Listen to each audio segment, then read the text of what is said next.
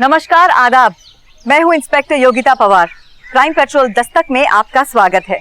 इंसान जब इंसान पे कहर ढाने की सोचता है तो खतरे के बादल दस्तक देते हैं, और कभी कभी ये दस्तक इतनी महीन होती है कि आंखों को काले सफेद की तरह साफ दिखाई नहीं देती। 7 अप्रैल 2018 को जो हुआ उसने पहले से ही दस्तक देना शुरू कर दिया था।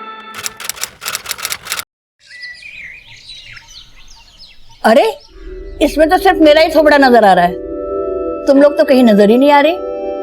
नानी, कैमरा दूर तो करो। हाँ, ऐसे पकड़। हाँ। माँ, आप बिना बच्चों के साथ बच्चा ही बन जाती। अरे अर्चना, आरती, चलो खाने के लिए आ जाओ बेटा। आराम से।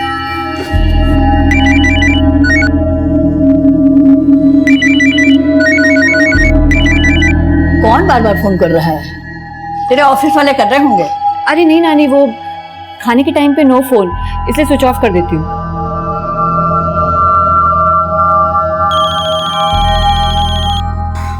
आप लोग स्टार्ट करो, मैं आती हूँ। अरे अर्चना, अर्चना,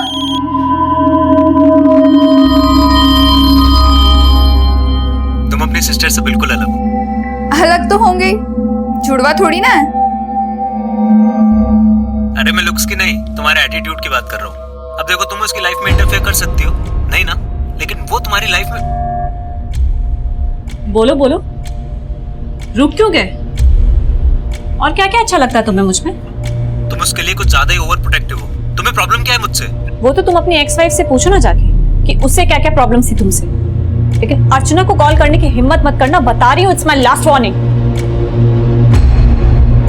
दीदी, अगर आपको लगता है कि आपके ये सब करने से मैं मुकुल से ब्रेकअप कर लूंगी तो आप बहुत बड़ी गलतफहमी में हो।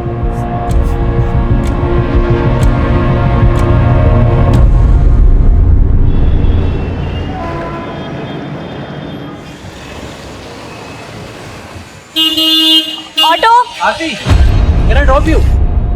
आ जाओ, कुछ बात ही करनी है तुमसे। क्या बात करनी है तुम्हें मुझसे?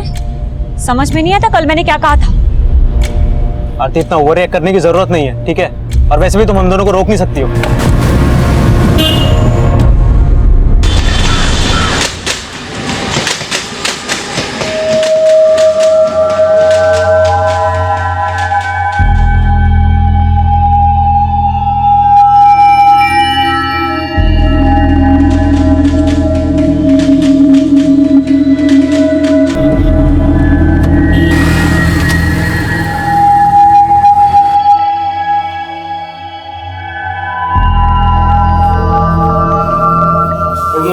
Good morning.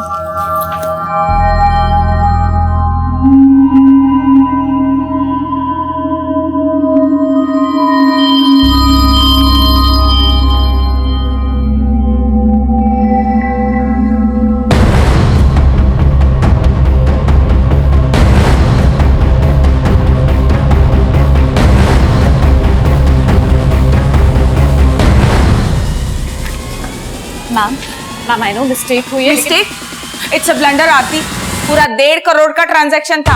How can you miss it? मैंने तुमसे ये एक्सपेक्ट नहीं किया था। ध्यान कहाँ रहता है तुम्हारा? मैम, मैं रेक्टिफाई करती हूँ, मैं देखती हूँ क्या प्रॉब्लेम हुआ था। अब मुझे फालतू के रीजंस मत बताओ। अब जो भी होगा ऑडिट में पता चल जाएगा और कितने ब्लंडर्स है। You can go now.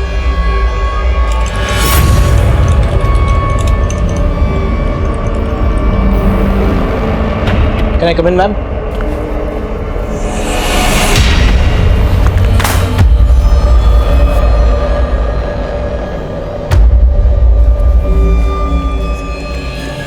क्या हुआ आरती?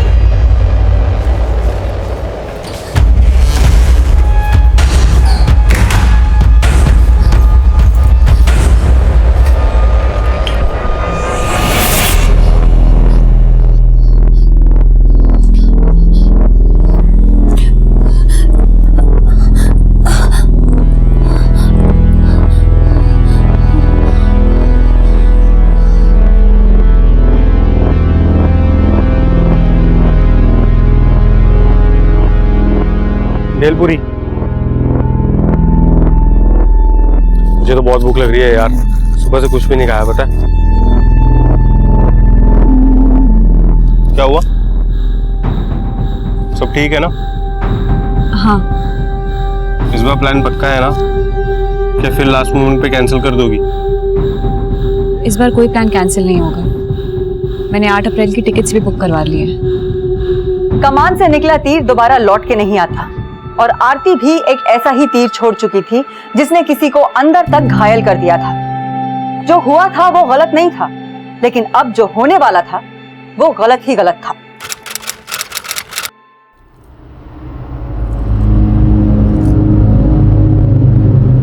अरे आरती बेटा, आज तो तू छुट्टी लेने वाली थी, क्यों कहीं और जा रही है क्या? नहीं मम्मी, ऑफिस ही जा रही हूँ। याद है ना कल 8 अप्रैल है। याद है मम्मी, इसलिए आज ऑफिस जाना बहुत जरूरी है। Bye bye. बाय।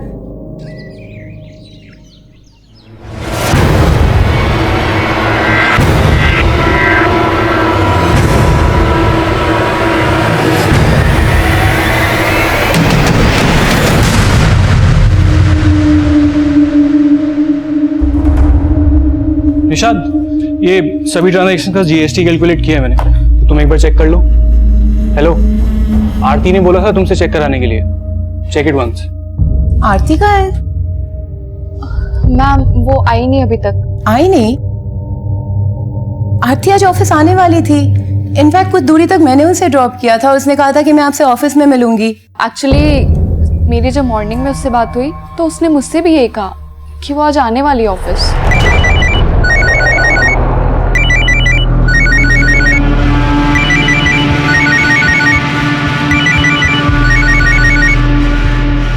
आरती फोन नहीं उठा रही है, शायद बिजी होगी। छोड़ो ना बिजी मैडम को, हो गया कनेक्ट। क्या हो गया? Yes, tickets are confirm. अब तो आरती दीदी भी बिल्कुल ये ट्रिप कैंसिल ही नहीं कर पाएगी। वो तो खुद बोल रही थी कि प्रोग्राम कैंसिल नहीं होगा। हाँ माँ, इतने टाइम के बाद हम सब इकट्ठे घूमने जा रहे हैं। अरे तू बैठ मत, जाके पैकिंग कर जल्दी से, जा जा। हाँ माँ, लेकिन पहले दीदी को तो आ जाने दो।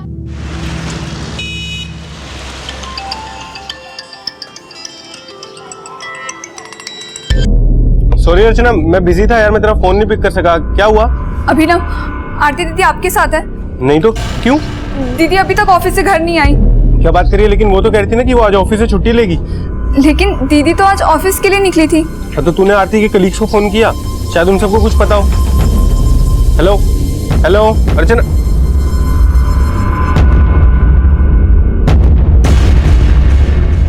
हेलो निशांत, मैं आरती की सिस्टर बात कर रही हूँ। दीदी अभी तक घर नहीं आई, क्या वो आपके साथ है? नहीं, आज वो ऑफिस नहीं आई। व्हाट? ऑफिस नहीं आई? लेकिन आज सुबह तो दीदी ऑफिस के लिए निकली थी। व्हाट? यही तो मैं बोल रही थी कि आरती आज छुट्टी करने ही नहीं वाली थी। Listen Nishad, call everyone at the staff, okay?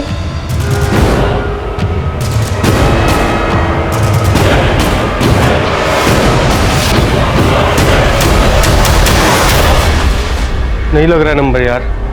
नानी, ऐसा भी तो हो सकता है कि आरती को ऑफिस जाने से पहले कहीं और जाने का प्लान हो। अरे कहीं और कहाँ जा सकती है? कह रही थी कि ऑफिस में बहुत जरूरी काम है, उसका जाना जरूरी है, क्योंकि कल से छुट्टी ले रखी थी उसने।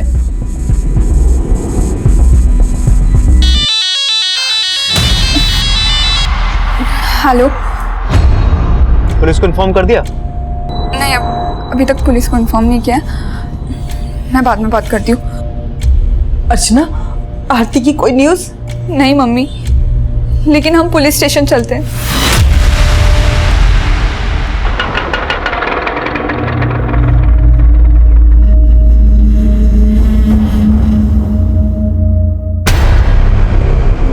सुबह घर से कितने बजे निकली थी आरती? सर, रोज की तरह 8:45 बजे ऑफिस चली गई थी। आरती का ऑफिस है कहाँ? पवई में। वो रोज सुबह थाने से 9:11 की स्लो ट्रेन पकड़ती थी कांचुरमार्ग के लिए, और वहां से रिक्शा लेके पवई जाती थी। आरती कैरेंटेड स्पा में ऑपरेशन हेड है। ये निशाद, सुदेश और आमुद आरती के कलीग्स है। जब दीदी घर नहीं आई तो इनसे पता चला कि दीदी ऑफिस भी नहीं गई है। और आप क्या लगते हैं आरती के? सर, ये अभिनव हमारा कजिन है।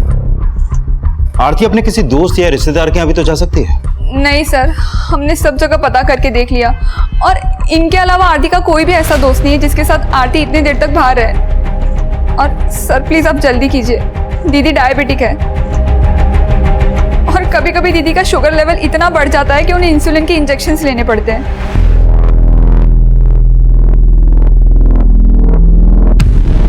ऐसा भी तो हो सकता है कि घर से ऑफिस जाते हुए आरती कहीं पर बेहोश हो गई हो।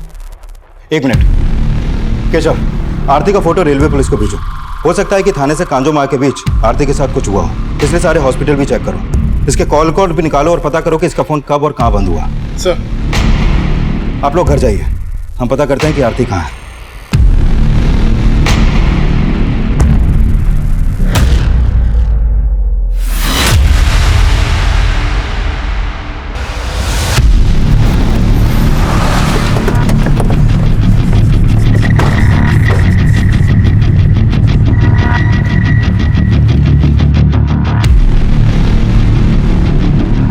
देखिए फुटेज में तो दिख रहा है कि कल आरती सुबह अपने घर से निकली तो थी, लेकिन ये कंफर्म है कि वो यहाँ से थाने स्टेशन पहुंची नहीं, क्योंकि हमने स्टेशन की भी फुटेज चेक की थी। अच्छा एक बात बताओ, आरती हमेशा लोकल ट्रेन से सफर करती थी या फिर बस, ऑटो या टैक्सी से भी? दीदी हमेशा ट्रेन से ही ट्रैवल करती थी। लेकिन कल उसने लोकल ट्रेन से सफर नहीं किया। एक समझदार पढ़ी लिखी लड़की ऐसे ही गायब हो जाए, बड़ा अजीब सा है। शायद वो अपनी मर्जी से कहीं पर चली गई हो जिसके बारे में उसने आपसे छुपाया हो, या ये भी हो सकता है कि उसका कोई बॉयफ्रेंड हो जिसके बारे में आपको कुछ भी नहीं मालूम। नहीं सर, अगर दीदी का कोई बॉयफ्रेंड होता तो हमें जरूर पता होता, और दीदी ऐसे कहीं नहीं जा सकती है। आज सुबह 5 बजे की ट्रेन से हम लोग मैंगलोर जाने वाले थे और ये ट्रिप भी दीदी ने ही प्लान किया था। मैंगलोर में कहाँ जाने वाले थे आप लोग? सर हम लोगों ने भगत इंटरनेशनल होटल में रूम बुक किया था और वहाँ हमारा 1 हफ्ते घूमने का प्लान था। अगर आरती और उसकी फैमिली का पहले से मैंगलोर जाने का प्लान था तो आरती खुद से तो कहीं गायब नहीं हो सकती। उसके साथ जरूर कुछ ना कुछ तो हुआ है। केशव, आरती के घर से थाने स्टेशन तक जहां जहां भी सीसीटीवी उन सबको खंगालो, कहीं ना कहीं तो आरती कैप्चर हुई होगी। सर आरती की मिसिंग कंप्लेंट फाइल होने के 2 दिन बाद वो केस मेरे सर्विलेंस में आया और तब तक आरती के कॉल रिकॉर्ड्स भी आ चुके थे। आरती एक हाई प्रोफाइल स्पा की ऑपरेशन हेड थी, इसलिए इस केस की चर्चा इलेक्ट्रॉनिक मीडिया, प्रेस और सोशल मीडिया हर जगह हो रही थी।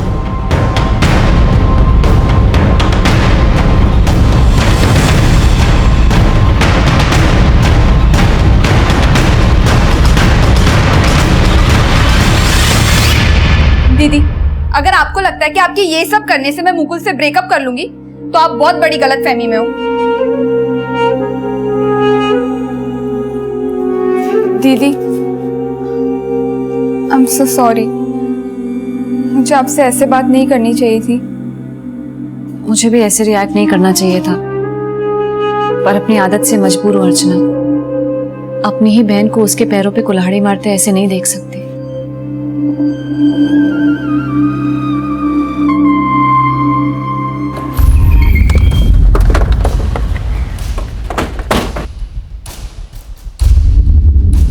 निशा, 7 अप्रैल को जिस दिन आरती गायब हुई उस दिन सुबह 8:30 बजे तुमने आरती को कॉल किया था, राइट? जी सर, मैंने उसे ऐसे ही कॉल किया था।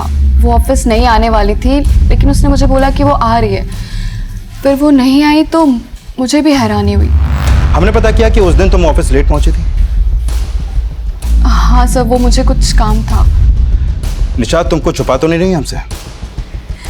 पहले तो हमें लगा कि उसको काम का प्रेशर, लेकिन फिर पिछले दिनों हमने नोटिस किया कि उसको कोई कॉल आता था।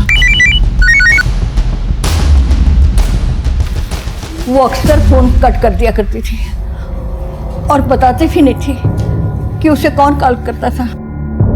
आरती के कॉल रिकॉर्ड स्टडी किया और उसे ज्यादातर कॉल्स इस नंबर से आए। बहुत देर देर तक बात हुई है इस नंबर। ये नंबर तो अभिनव का है। अभिनव तुम्हारा कजिन? जी। आरती का फोन 7 अप्रैल को 1 बजे मुलुंड में बंद हुआ। आप लोगों का या आरती का कोई जानने वाला मुलुंड में रहता है जिसके घर वो जा सकती है? मुलुंड में ही तो अभिनव रहता है। अभिनव मुलुंड में रहता है? लेकिन अभिनव ने तो कहा था कि आरती उस दिन उससे मिली ही नहीं थी। आरती दीदी आपके साथ है? नहीं तो अभिनव झूठ बोल रहा था। लेकिन वो क्यों झूठ बोलेगा? ये तो आप हमें बताइए। देखिए एक बात बताइए, आप लोगों का या आरती का अभिनव से कोई इशू तो नहीं था? ऐसा तो कुछ भी नहीं था मैम, बल्कि अभिनव तो हमारी दूर की बहन का बेटा है और 2 साल पहले ही वो दिल्ली से मुंबई जॉब के लिए आया। इनफैक्ट हम तो उसे अपने घर में साथ रखना चाहते थे, लेकिन वो मुलुंड में रेंट पे रहने लगा और अक्सर हमारे घर में आया जाया करता था वो। मौसी बहुत बढ़िया बना है, मजा आ गया। ओ भूकर, तो फिर से आ गया चरने? मौसी मैं ना इसलिए ना अलग से रेंट पे रहता हूँ, क्योंकि बिना रेंट लिए ये मुझे ना 2 दिन भी नहीं रख सकती यहाँ पे। अच्छा, और तू जो हर वीकेंड आ जाता है यहाँ पे छुट्टी मनाने, उसका क्या? और तू तो जैसे आती नहीं ना मेरे मुलुंड वाले फ्लैट पे। आरती कभी कभी अभिनव के मुलुंड वाले फ्लैट पे जाया करती थी, लेकिन उस दिन तो वो बोल के गई कि ऑफिस जा रही हूँ। आज तो तू छुट्टी लेने वाली थी, क्यों कहीं और जा रही है क्या? नहीं मम्मी, ऑफिस ही जा रही हूँ। फिर वो मुलुंड क्यों जाएगी? मैम जितनी बातें अभिनव और आरती के बीच में होती थी, उससे तो ये लग रहा था कि अभिनव आरती का बॉयफ्रेंड होगा, लेकिन ये अभिनव तो आरती का कजन निकला। आरती का फोन बंद भी वही हुआ जहाँ अभिनव रहता है। माना कि अभिनव उसका कजिन है, लेकिन है दूर का। कहीं ऐसा तो नहीं कि उन दोनों के बीच कुछ? एक काम करो, अभिनव को थाने बुलाओ।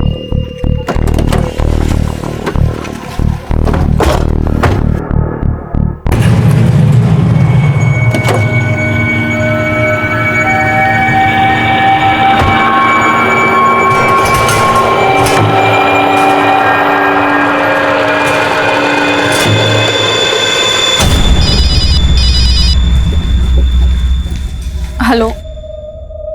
नो जुबैर, तुम ना कुछ दिन मुझे पिक करने मत आओ ऑफिस। आज भी पुलिस आके गई है। ओके? निशाद, आरती की कोई अपडेट? No ma'am.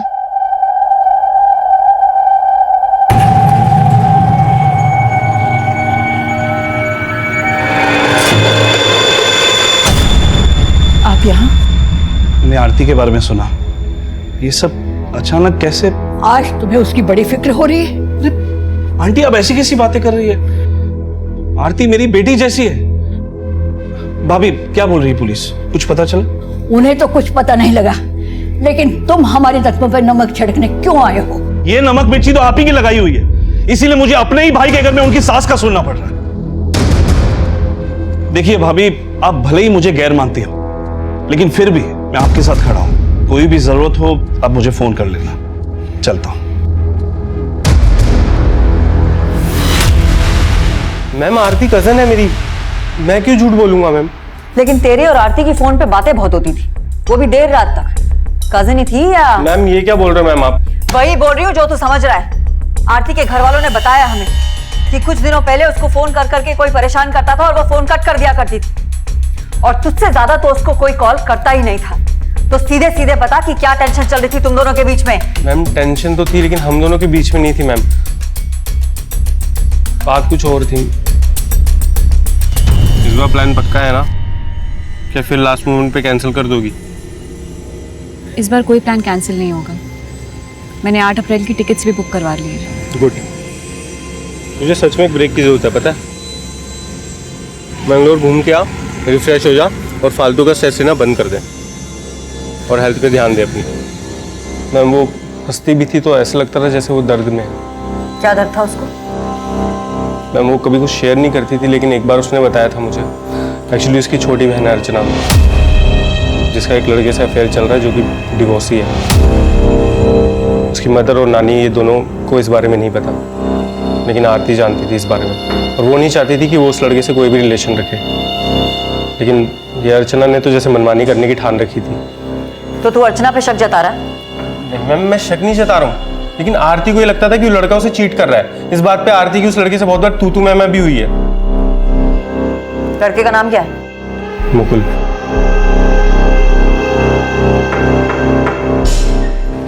मैम इस पे शक किया तो ये आरती की बहन और उसके बॉयफ्रेंड का एंगल सामने ले आया। ये मुलुंड में जहाँ रहता है वहां पता करो, हो सकता है आरती को वहां किसी ने देखा हो। और हाँ, ये भी पता लगाओ कि ये मुकुल क्या चीज है। Okay ma'am. बोलो केशव। मैम 7 अप्रैल को आरती जिस दिन गायब हुई थी, उसे थाने की एक बिल्डिंग के सीसीटीवी में कैप्चर होते हुए देखा गया था।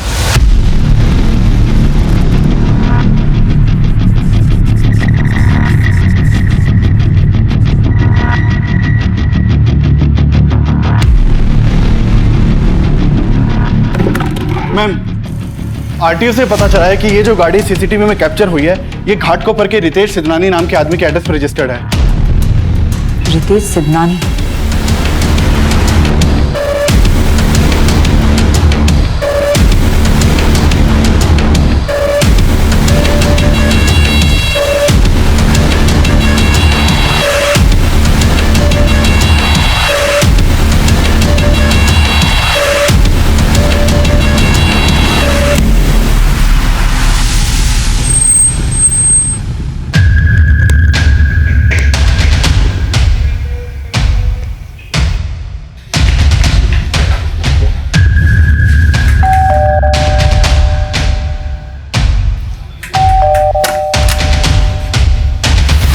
रितेश सिद्धनानी? जी मैं ही हूँ। हाँ सर, ये मेरी गाड़ी है। आरती भारद्वाज कहाँ है? कौन आरती भारद्वाज? आरती 7 अप्रैल से मिसिंग है और आखिरी बार 7 अप्रैल को आरती को आप ही की गाड़ी में बैठते हुए देखा गया है। मेरी गाड़ी में? लेकिन सर मैं तो किसी आरती भारद्वाज को जानता ही नहीं हूँ। अगर जानते नहीं तो वो आपकी गाड़ी में बैठी क्यों? आपकी गाड़ी कहाँ है? सर वो मेरा बेटा लेके गया है किसी काम से। हाँ सर, 7 तारीख को मेरी वाइफ मेरी गाड़ी लेके गई थी। वाइफ? जी हाँ सर। अभी कहाँ है? वो अपने ऑफिस में। आपकी वाइफ का नाम क्या है और ऑफिस कहाँ है उनका? सर पवई में KRNT टेस्पा की सेंटर हेड है। आयुषी सिद्धनानी नाम है उसका।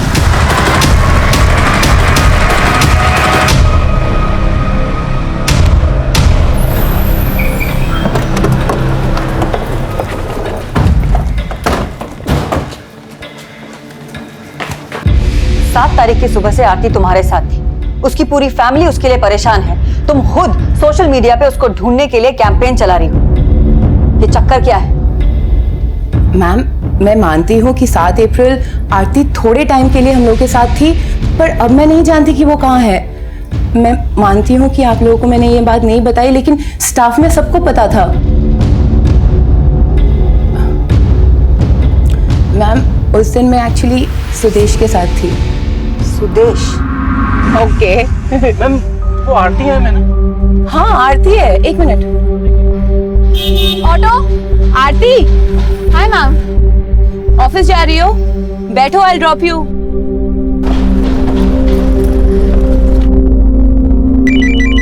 मैम, गाड़ी में आरती को बार बार कोई कॉल कर रहा था और वो कॉल कट कर रही थी। आरती ऑल ओके? फिर उसके पास एक मैसेज आया। फिर उसने कहा कि मैं उसे मुलुंड क्रॉसिंग पे ड्रॉप कर दूं। मैम वो आगे वाले सिग्नल पे साइड पे जरा रोक दीजिएगा, कुछ अर्जेंट काम आ गया है। तो ऑफिस नहीं आओगी? आऊंगी ऑफिस बाद में, अभी कुछ काम है इसलिए। तो मैंने उसे ड्रॉप कर दिया। वहां पे ऑलरेडी एक गाड़ी खड़ी थी। फिर आरती उस गाड़ी में बैठ के चली गई। किसकी गाड़ी थी वो? वो मुझे नहीं पता, लेकिन एक ब्लैक कलर की गाड़ी थी। तो ये सब तुमने पहले क्यों नहीं बताया? मैम, बिलीव मी, मैं बताना चाहती थी, पर हमें डर लग रहा था कि अगर बता देती तो सबको सुदेश और मेरे बारे में। एक्चुअली हम लोग का अफेयर चल रहा है और मैं मैरिड हूँ। सर आयुषी मैम सही बोल रही है। हमने आरती को मुलुंड में ड्रॉप किया था। एक ब्लैक कलर की गाड़ी थी, वो उसमें बैठी थी। उस ब्लैक गाड़ी का नंबर क्या था? नंबर तो ध्यान नहीं दिया सर, उस समय ऐसा कुछ सस्पिशियस लगा नहीं तो। ध्यान नहीं दिया या तुम और आयुषी मिलकर कोई कहानी बना रहे हो? यस मैम, आरती उस दिन ऑफिस तो नहीं आई थी और आयुषी मैम ने भी कहा था कि वो उन्हें रास्ते में मिली थी। Check it once. आरती कहाँ है? मैम वो आई नहीं अभी तक। आई नहीं? आरती आज ऑफिस आने वाली थी। इनफैक्ट कुछ दूरी तक मैंने उसे ड्रॉप किया था। उसने कहा था कि मैं आपसे ऑफिस में मिलूंगी। एक्चुअली मेरी जब मॉर्निंग में उससे बात हुई तो उसने मुझसे भी यही कहा कि वो आज आने वाली है ऑफिस। सर ये बात मैं आप ही को नहीं, आरती की फैमिली को भी बताना चाहती थी, लेकिन आयुषी मैम ने रिक्वेस्ट की कि हम ये बात किसी को ना बताएं, क्योंकि आयुषी मैम और सुदेश। तो तुम दोनों का अफेयर है और ये बात आरती को पता थी, लेकिन तुम्हारे हस्बैंड को नहीं पता थी। कहीं ऐसा तो नहीं कि ये बात आरती तुम्हारे हस्बैंड को बताने वाली थी? मैम, आरती ऐसा क्यों करेगी? उसको कोई प्रॉब्लम नहीं था हमारे रिलेशनशिप से। इनफैक्ट ऑफिस में उसके साथ सबका अच्छा ही रिलेशनशिप था। और फिर भी आरती गायब हो गई। पिछले 5 दिन से उसका कोई अता पता नहीं और आखिरी बार उसे तुम्हारी गाड़ी में देखा गया था। मैम, हम मानते हैं कि आरती मेरी गाड़ी में बैठी थी, पर वहां से उतर के तो वो ब्लैक कलर की गाड़ी में भी तो बैठ के गई थी ना मैम। इनफैक्ट आरती की सिस्टर अर्चना से भी मैंने इनडायरेक्टली पूछने की कोशिश की कि शायद वो घर पे कुछ और बोल के निकली हो उस दिन। Archana, calm down and try to remember, Aarti office जाने से पहले कहीं और तो नहीं जाने वाली थी? उसने तुमसे कुछ कहा था क्या? नहीं, उसने कुछ नहीं बताया। उसने कहा कि आज उसका ऑफिस जाना जरूरी है और उसे आने में देर हो जाएगी। मैम, हम मानते हैं कि आपसे ये बात हमने छुपाई, बस एक ही रीजन था मैम कि हम दोनों का रिलेशनशिप पब्लिक ना हो जाए। और आपसे एक रिक्वेस्ट है, प्लीज ये बात मीडिया और मेरे हस्बैंड से शेयर मत कीजिएगा।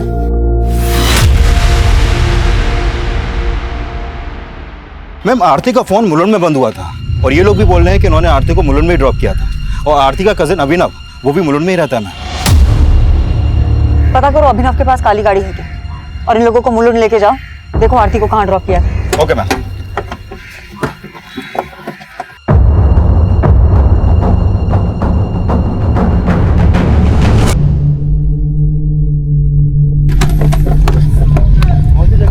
सर, मैंने आरती को यही उतारा था, वो ब्लैक कलर की गाड़ी यही थी और वो उस डायरेक्शन में गई।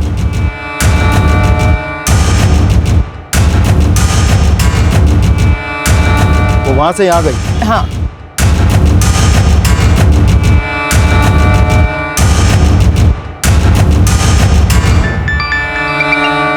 बोलो दामे।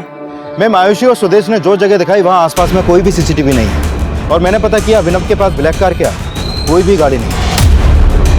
हाँ, तो ये भी हो सकता है ना कि उसने कार किसी से हायर करी हो। अभिनव को अभी हम नहीं छोड़ सकते और सुदेश और आयुषी की बातें भी भरोसा नहीं किया जा सकता। तुम एक काम करो, आयुषी के हस्बैंड की कार को सीज करो और इसको फोरेंसिक के लिए भेज दो। मैम, मैंने मुकुल के बारे में पता किया। काफी समय पहले आरती का उसकी बिल्डिंग के पास मुकुल के साथ झगड़ा हुआ था और ये झगड़ा आसपास के लोगों ने भी विटनेस किया था। मैम, ये वहां के पास के सीसीटीवी की फुटेज है।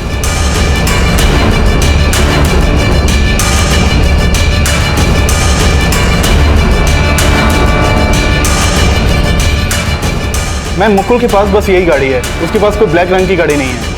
लेकिन एक बात है कि मुकुल का आरती के साथ में कोई इशू है। हो सकता है कि उसने किसी और की काली गाड़ी यूज करी हो। इस मुकुल की पूरी कुंडली निकाली और ये भी पता करो कि ये 7 अप्रैल को था कहाँ और आरती की बहन अर्चना को थाने बुला। Okay ma'am. इसका मतलब आयुषी और सुदेश झूठी सिंपैथी दे रहे थे, झूठ कह रहे थे। देखा मम्मी, एक तो हम यहाँ आरती दीदी के लिए परेशान हो रहे थे और वहाँ उन्होंने हमें बताया भी नहीं कि आरती दीदी उनके कार में बैठी थी। लेकिन उन्होंने हमसे झूठ क्यों बोला? कहीं उन्होंने तो कुछ नहीं किया?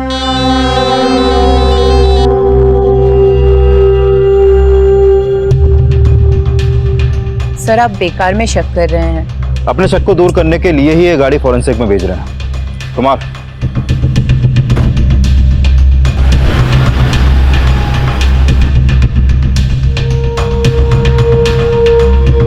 मैम, मुझे तो पूरा शक है उस आयुषी और सुदेश ने मिलकर ही आरती दीदी को गायब करवाया है। और वो क्यों गायब करेंगे उसको? वो सब मैं नहीं जानती, लेकिन 7 अप्रैल को आरती दीदी उन्हीं की गाड़ी में बैठी थी।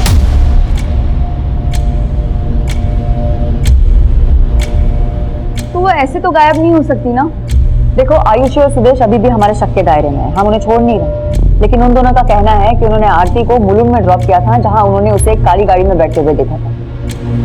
मुकुल के पास कोई काली गाड़ी है? मुकुल? हाँ, मुकुल। हमें पता चला तुम्हारा मुकुल के साथ में क्या रिश्ता है और ये भी पता चला कि आरती का क्या स्टैंड था मुकुल को लेकर। लगता है ये सब आपको अभिनव ने बताया होगा।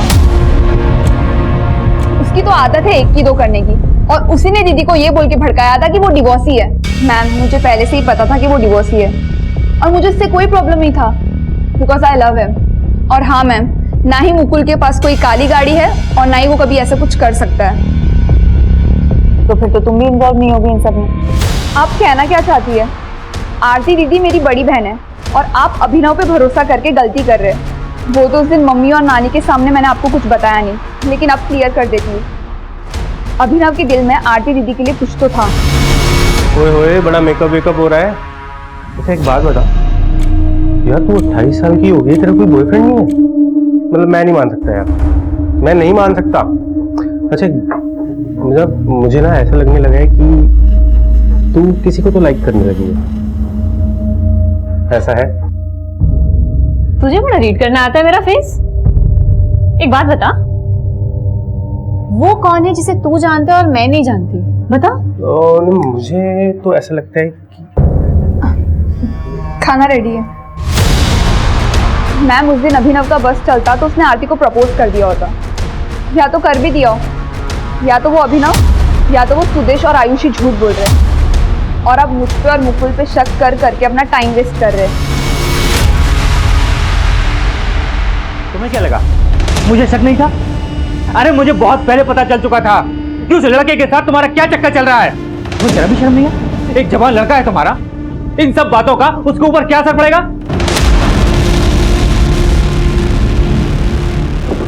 मैम, आयुषी की गाड़ी से फॉरेंसिक टीम को कुछ भी सस्पिशियस नहीं मिला है और आयुषी और सुदेश का आरती से कोई इशू ऐसा भी कोई सामने नहीं आया है और इस बार के ऑलमोस्ट सभी लोगों को आयुषी और सुदेश के अफेयर के बारे में पता है।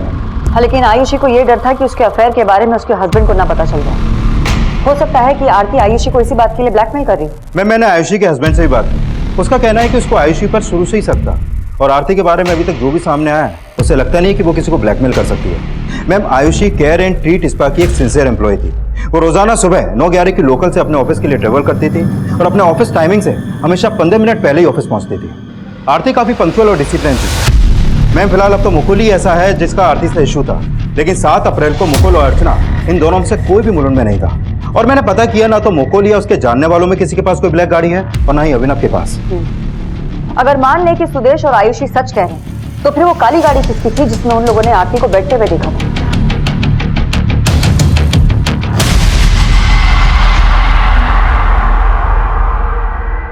अच्छा जुबैर, मैं यहाँ से ऑटो ले लूंगी। डरो मत, कुछ नहीं होगा।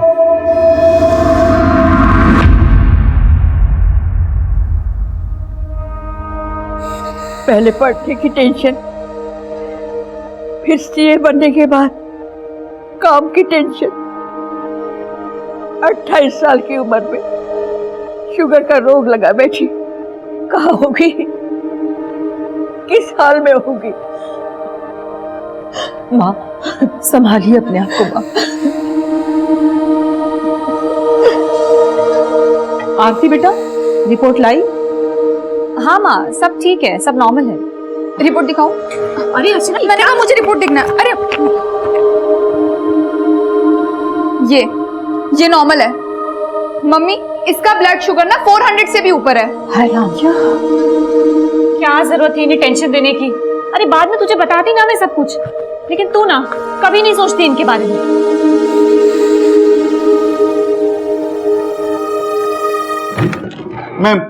मैम, आरती का एक चाचा है और उसके पास एक ब्लैक गाड़ी है और पता चला है कि आरती के चाचा का आरती की फैमिली के साथ बहुत पुराना झगड़ा है। कैसा झगड़ा? हमारा झगड़ा तो उसी दिन से शुरू हुआ जब मेरे दामाद का देहांत हो गया। ये फ्लैट मेरे दामाद के फादर के नाम है। मेरे दामाद के देहांत के बाद आरती का चाचा यानी राजेंद्र इस फ्लैट को बेचना चाहता था। देखो भाभी, इस फ्लैट के कॉस्ट का आधा पैसा तो देने की आप लोगों की हालत है नहीं। ये फ्लैट बेचकर ही हिस्सा हो सकता है। ये फ्लैट तो नहीं बिकेगा चाचा। और रही बात आपके हिस्से की, तो जब भी आपके हिस्से के पैसे इकट्ठा हो जाएंगे हम आपको दे देंगे। दे देंगे? कैसे दे दोगे? ये जो 2-4 पैसे तुम कमाती हो ना, तुम्हें लगता है तुम मेरा हिस्सा वापस कर पाओगे? लेकिन चाचा मुझे कुछ सुनना नहीं है। मैंने एस्टेट एजेंट को बोल दिया है, कल से क्लाइंट आना शुरू हो जाएंगे। फिर ये फ्लैट देखने पार्टियां भी आने लगी थी, लेकिन आरती उन्हें भगा देती थी। आरती, तू ये ठीक नहीं कर रही है। भाभी आप चाचा, आप अकेले मालिक नहीं हो इस घर के जो इस घर को बेचने का फैसला अकेले ले लो। आपके पैसे आपको मिल जाएंगे, लेकिन ये घर नहीं बिकेगा चाहे जो हो जाए। नहीं बिकेगा? अब तो ये घर बिकेगा और जरूर बिकेगा। मैं मजबूर कर दूंगा तुम सब लोगों को ये घर बेचने के लिए। हम तो पहले भी ये सब बताना चाहते थे, लेकिन हमें नहीं लगता था कि मेरा देवर इस हद तक जा सकता है। सर, मेरी ब्लैक गाड़ी है, इसका मतलब ये थोड़ी कि मैंने कुछ कर दिया है। तुमने कुछ किया या नहीं वो हम देख लेंगे। शक के आधार पे आरती के चाचा राजेंद्र की कार की भी फॉरेंसिक जांच कराई गई थी, लेकिन उससे भी कुछ सामने नहीं आया था और ना ही किसी और सस्पेक्ट के खिलाफ कुछ मिल रहा था। सुदेश और आयुषी ने कहा कि उन्होंने आरती को मुलुंड में ड्रॉप किया, जहां वो काली गाड़ी में बैठी थी, लेकिन ना तो वहां कोई सीसीटीवी है और ना ही हमें किसी काली गाड़ी की लीड मिली है जिसमें आरती 7 अप्रैल की सुबह बैठी हो। लेकिन मैम ये तो साफ है कि 7 अप्रैल की सुबह आरती आयुषी के हस्बैंड की गाड़ी में बैठी थी, लेकिन वो लोग आरती को क्यों गायब करेंगे इसका कोई भी मोटिव दिखाई नहीं दे रहा। और फॉरेंसिक टीम को भी आयुषी की गाड़ी से कुछ भी सस्पिशियस नहीं मिला। आरती खुद से कहीं भाग जाए ये पॉसिबल नहीं, ना ही किडनैपिंग का कोई एंगल है और ना ही दुश्मनी के एंगल से हमारे हाथ कुछ लगा है। मुझे लगता है कि हमें फिर से एक बार सारी चीजें रिविजिट करनी चाहिए। थाने में आरती 8:40 को आयुषी की गाड़ी में बैठते हुए कैप्चर हुई। वहां से मुलुंड का रास्ता तकरीबन 15 मिनट का, लेकिन सुदेश और आयुषी ने कहा कि उन्होंने आरती को मुलुंड में 9:30 पे ड्रॉप किया।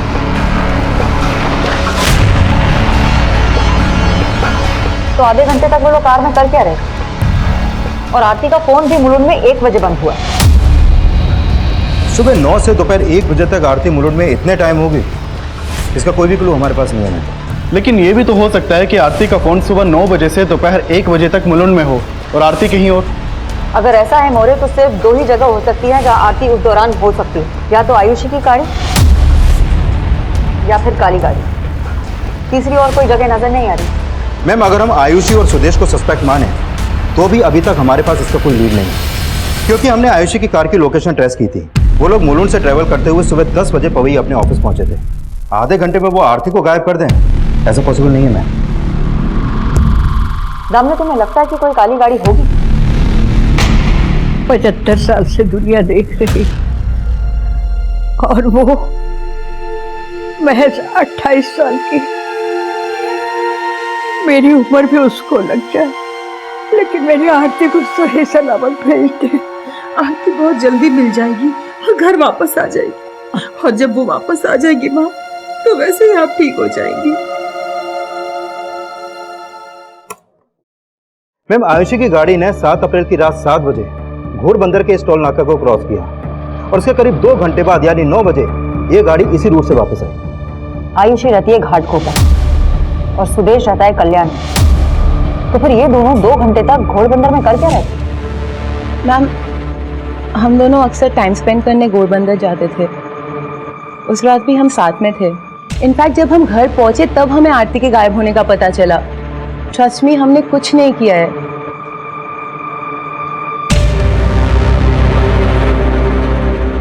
माना कि इनकी गाड़ी में कुछ भी सस्पिशियस नहीं मिला, लेकिन 2 घंटे तक इन लोगों का घोड़बंदर में होना। दामने एक काम करो, घोड़बंदर में एक सर्च ऑपरेशन शुरू करो, हो सकता है हमें कोई लीड मिले।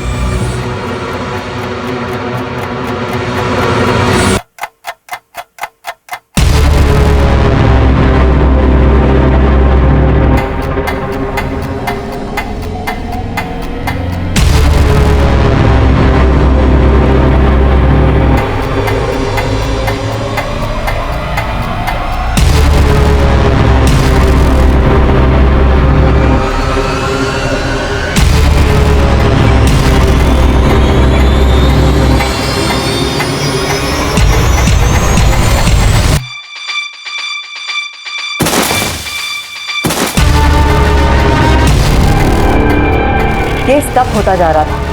1 महीना बीत चुका था, फिर हमें एक लीड मिली। मैम जो बोन्स घोड़बंदर में मिले थे वो किसी जानवर के थे। आरती की डेड बॉडी वहां पर डंप की गई होगी, ऐसा कोई लीड नहीं मिला।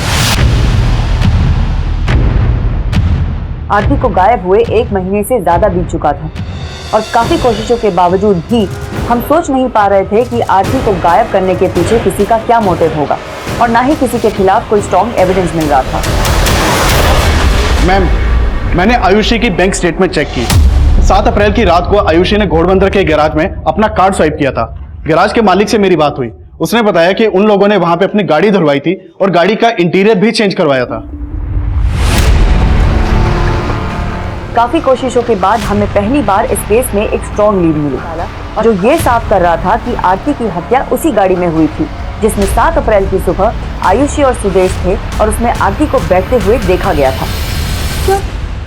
क्या आरती के साथ? देखिए अभी हम कुछ भी नहीं कह सकते हैं, लेकिन आगे की जांच के लिए आपके डीएनए की जरूरत पड़ सकती है। हमें उनके साथ रितेश, आयुषी और उसके बेटे के डीएनए भी मिले, क्योंकि हमें शक था कि वो मुकर सकते थे कि वो पुराना मटेरियल उनका नहीं था। और फिर रिपोर्ट आई। मैम आयुषी की गाड़ी के पुराने मटेरियल से जो ब्लड ट्रेसेस मिले थे उसका डीएनए आरती की मां के डीएनए से मैच करता है, और मैम आयुषी की गाड़ी के पुराने मटेरियल से आयुषी उसके हस्बैंड और उसके बेटे के भी बाल मिले। अब आयुषी इनकार नहीं कर सकती कि उसने 7 अप्रैल की रात को अपनी गाड़ी का इंटीरियर जानबूझकर चेंज करवाया था।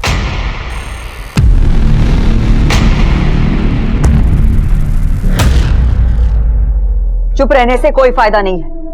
गुनाह कबूल लो और बताओ आरती की डेड बॉडी को कहाँ ठिकाने लगाया है। मैम, मैंने नहीं मारा आरती को, प्लीज ट्रस्ट मी। अगर नहीं मारा तो आरती का ब्लड तुम्हारी गाड़ी में कैसे मिला? मैम आई नो मिस्टेक हुई है। मिस्टेक?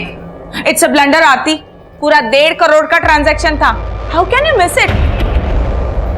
गलती हुई थी मुझसे। 7 अप्रैल को नोटिस भी दे दिया था।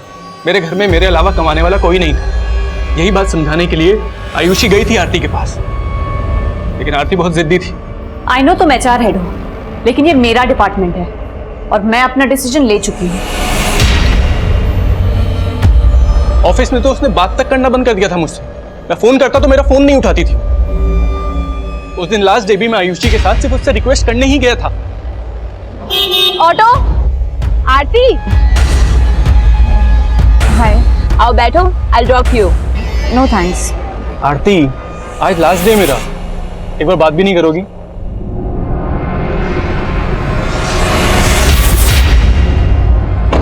हमने फिर से उससे रिक्वेस्ट करी, लेकिन उसने हमारी फिर नहीं सुनी।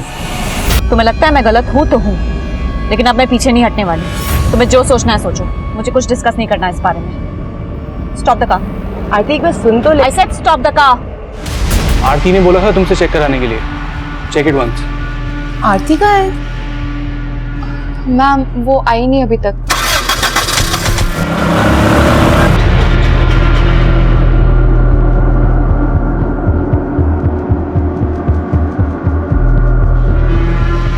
आरती को मारने के बाद रात को उसे डंप करने के लिए हम घोड़बंदर जा रहे थे। तभी हमें बारडुग की एक नाकाबंदी पे ड्रिंक एंड ड्राइव टेस्ट के लिए रोका गया, लेकिन वो आरती की डेड बॉडी नहीं देख पाए और टेस्ट के बाद हम उसकी डेड बॉडी को घोड़बंदर ले आए। उसकी बॉडी के टुकड़े किए ताकि वो नाले में आसानी से बह जाए।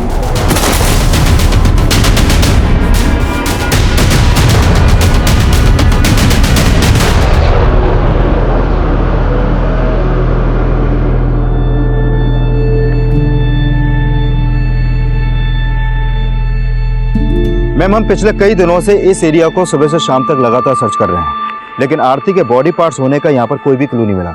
और अगर वाकई में आयुषी और सुदेश ने आरती के बॉडी पार्ट्स को यहाँ पे डंप किया है, तो वो बॉडी पार्ट्स यहाँ से बहकर समुद्र में भी जा सकते हैं, क्योंकि ये नाला सीधे समुद्र को कनेक्ट करता है। मैम, लगता नहीं है कि आरती का कोई भी बॉडी पार्ट्स हमें यहाँ पर मिलेगा, और इसलिए ये भी हो सकता है कि अपने वकील से मिलकर आयुषी और सुदेश भी अपना सुर बदल लें। और अगर ये लोग अदालत में मुकर गए कि इन्होंने आरती को मारा है, तो उनके खिलाफ हमारे पास कोई भी सबूत नहीं है। हाँ, लेकिन इनके खिलाफ चार्जशीट फाइल करने के लिए हमारे पास फॉरेंसिक रिपोर्ट है और सर्कमस्टेंशियल एविडेंस भी इनके अगेंस्ट है। डोंट वरी, चार्जशीट फाइल करने की तैयारी करो। Okay ma'am. 7 अप्रैल 2018 को आरती का मर्डर आयुषी की गाड़ी में हुआ। उसकी लाश को घोड़बंदर के नाले में डंप कर दिया गया। अभी तक उसकी डेड बॉडी हमें मिली नहीं है, लेकिन तलाश जारी है।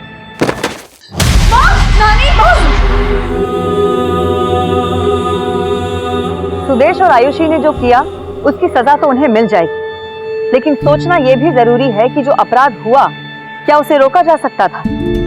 सुदेश को जॉब से निकालने का आरती का फैसला सही हो सकता है, लेकिन फैसले जिद से ज्यादा सहमति और समझौते की दरकार भी रखते हैं। आरती जानती थी 7 अप्रैल 2018 को वो उस गाड़ी में जिन लोगों के साथ ट्रैवल कर रही थी वो उसका फैसला नहीं बदल पाएंगे, लेकिन उन लोगों के साथ जाने का एक गलत फैसला आरती की मौत का कारण बन गया। आरती शायद इस दस्तक को भाप नहीं पाई, लेकिन उसके परिवार वालों ने भी इस दस्तक को महसूस नहीं किया। उसका परिवार यही सोचता रहा कि आरती एक वर्कोहॉलिक वुमन है और उसके स्ट्रेस और टेंशन को समझने की कोशिश नहीं की गई। आरती को आए दिन लगातार कई कॉल्स आते रहे जिन्हें वो रिजेक्ट करती रही। अगर इस चीज को नजरअंदाज नहीं किया गया होता तो आरती का अंत इतना दुखद नहीं होता।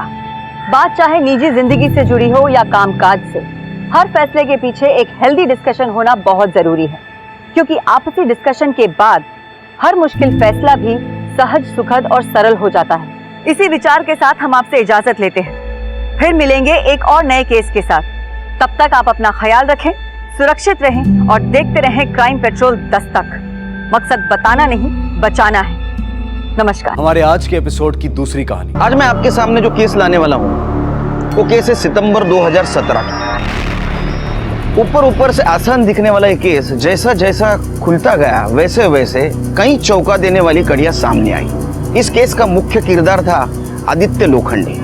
आदित्य एक नेशनल लेवल का एथलीट था, साथ ही साथ अच्छा बेटा, अच्छा दोस्त और अच्छा भाई था। और उसकी इसी अच्छेपन की वजह से उसे वो दस्तकें सुनाई नहीं दी और एक बड़े गुनाह ने जन्म लिया।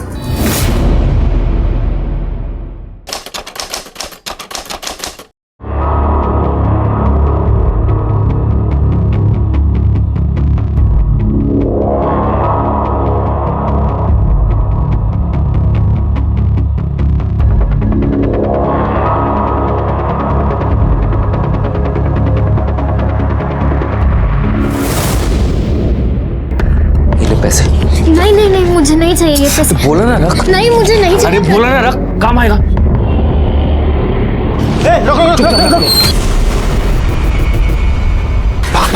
अरे तू भाग यहाँ से। साले तेरे को मना करता नहीं कराने को, तू फिर से आ गया। देश के लिए भागता है तू, देश के लिए भागता है तू, देश के लिए भागता है तू, देश के लिए। ये होने वाले गुनाह की पहली दस्तक थी। आदित्य ने इसे सुना भी था और वो डर भी गया था, लेकिन उसके दिमाग में कोई ऐसी बात चल रही थी जिसने उसे इस दस्तक को अनसुना करने पर मजबूर कर दिया। क्या थी वो मजबूरी?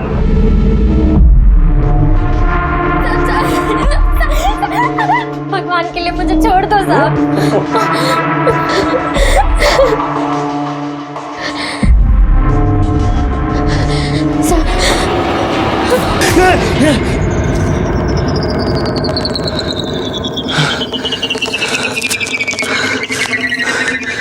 बड़ी गलती कर दी। अरे तू कशाला आला परती थे? मैंने तेरे को मना किया था ना। अरे देखो काका, पिछली बार ना मैं चुप बैठ गया था, इस बार नहीं बैठने वाला। अरे तुला समझत कसं नहीं है? बड़े लोग हैं वो, बहुत बड़े लोग हैं। ये तेरे मेरे बस की बात नहीं है, हम कुछ नहीं कर सकते। कोशिश तो कर सकते हैं ना। अरे प्राजक्ता तू समझा ना यार। बस बस बाबा, बस बहुत हो गया। तू जा ना बाबा, तू ना जा, ये ले तेरे पैसे भी ले ले और जा, निकल जा तू, बस जा। ये आदित्य के लिए दूसरी दस्तक थी। इस बार भी वो उसे कह रही थी कि तू पीछे हट जा, पीछे हट जा, लेकिन इस बार भी आदित्य ने उसे नजरअंदाज कर दिया। कैसा है? अरे हाँ, और क्या चल रहा है? ए सानी, अरे आदित्य, अरे तुझे बाद में कॉल कर। तू अरे यार कैसे? मस्त। तू कैसा है? तू पक्का मुंबई कर डालस ना? पुणे को तो भूल ही गया यार। भूला नहीं हूँ, काम इतना है कि मरने का भी वक्त नहीं है वहाँ पे। फिर भी देख, मैं तेरे लिए पुणे में आया तुझसे मिलने। अरे तू मेरा दोस्त है ना, और तुझे समझाना। तू भी देख आदित्य, दोस्त तू तेरे भले का ही सोचू। दूर रहे उन लोगों से। बहुत बड़े लोग हैं, पैसा ताकत सब है उनके पास। तुझे कहाँ गायब कर देंगे ना, पता भी नहीं चलेगा। प्लीज़ यार, उनके लफड़े में मत पड़। और वो प्राजक्ता का लफड़ा छोड़ देना यार। कैसे छोड़ दूं? अरे मैंने ये सब अपने आंखों से होते हुए देखा है। प्राजक्ता को तो इंसाफ मिलना चाहिए।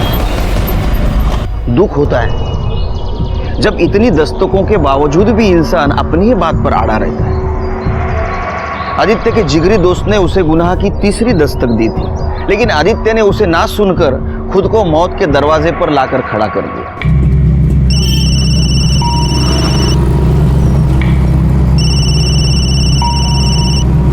हाँ मनीष बोल।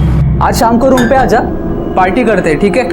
अरे वो नहीं आ पाऊंगा यार, वो एशियन गेम्स का सिलेक्शन स्टार्ट हो रहा है ना, तो सुबह जल्दी उठना है।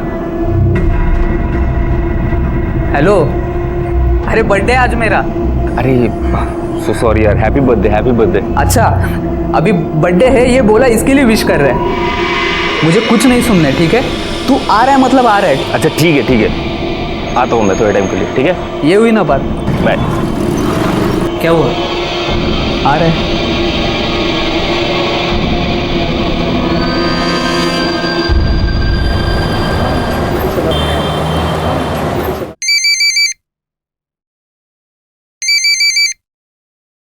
हॅलो आई कशी आहेस तू?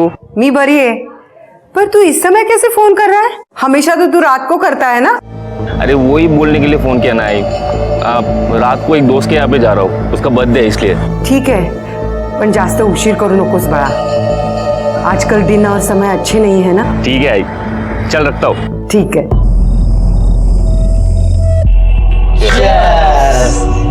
साला तू पीता नहीं तो जीता कैसे? आदि तू टेंशन मत ले, तू ठंडा पी। ये दोनों बेवड़े हैं, ऐसे ही मस्ती करते रहेंगे। वो बात नहीं है, जब भी यहाँ पे आता हूँ ना पुरानी बातें आंखों के सामने आ जाती है, समझ में नहीं आता क्या करूँ यार। क्या यार बेकार की बातों में पड़ता रहता है यार, छोड़ देना ये सब।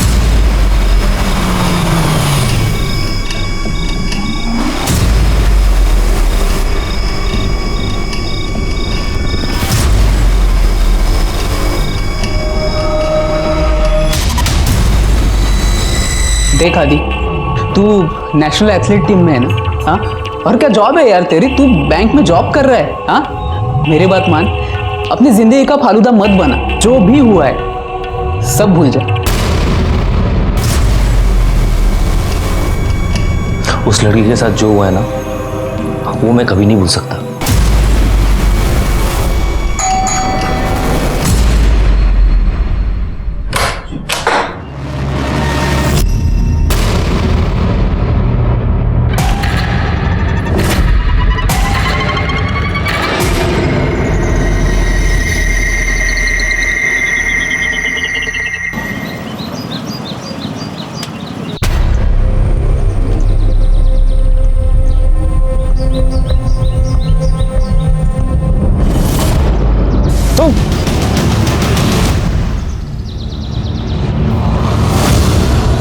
बॉडी को किसने देखा पहले? सर हमने देखा था। सर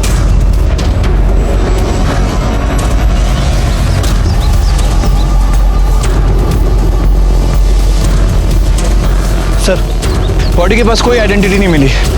फोटोग्राफर और फॉरेंसिक टीम को बोलो। ठीक है सर।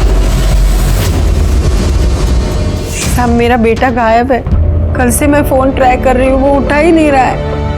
रात से तो उसका फोन भी बंद है। साहब ढूंढो ना उसको, मेरे को डर लग रहा है कहीं वो मुसीबत में ना हो। ठीक है, आपकी आखिरी बार कब बात हुई थी? परसों 6 तारीख को मेरे को फोन किया था उसने।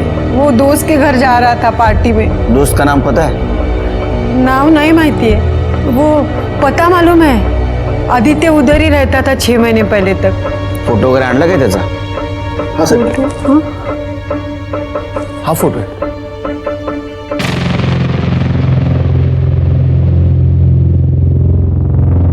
सर ये तो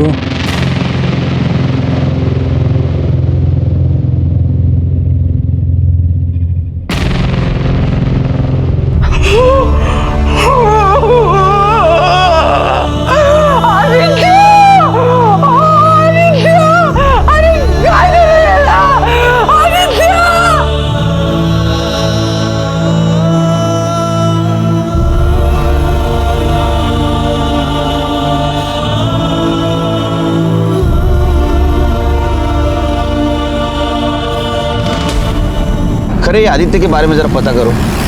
ये नेशनल लेवल का एथलीट था, इसलिए मैटर उछलेगा सोशल मीडिया में भी और प्रिंट मीडिया में भी। इसके दोस्त क्या कहते हैं जरा देखते हैं। सलाम सर। वो रेंट वाला फ्लैट कौन से फ्लोर पे? 7वें माले पर। अरे फ्लैट नंबर सांग। 703। क्या आदित्य मर गया? ऐसे कैसे हो सकता है सर? उसे कौन मारेगा? तू बता।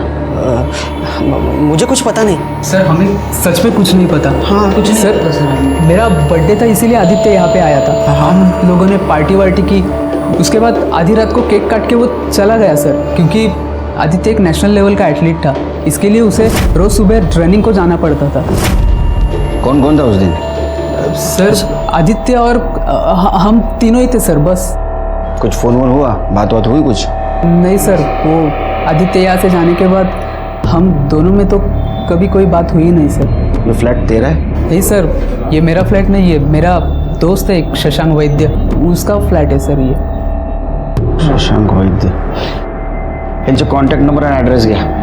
Okay sir. नंबर बोला.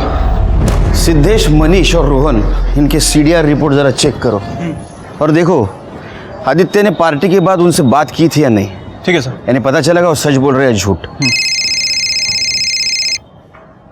हेलो सर, अभी भी पता चला है कि आदित्य का किसी के साथ अफेयर चल रहा था.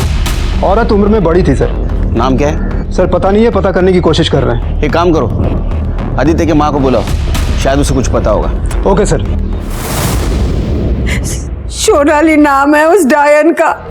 मेरे बेटे के पीछे पड़ी थी. आदित्यला सांगितलं, अरे दूर रहा बाबा तिच्यापासून, पण त्याने माझं काय ऐकलं रे. मुझे मालूम है साहब, उसी औरत ने जादू टोना किया था मेरे बेटे पर.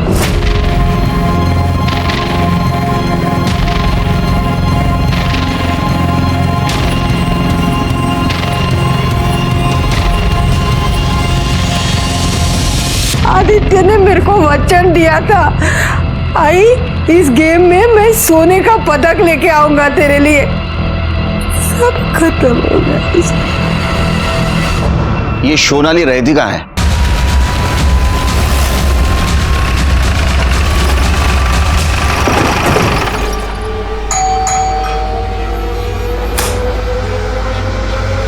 जी. आदित्य लोखंडे को जानती हैं आप? जी हाँ, पर बात क्या है? मर्डर हुआ है उसका.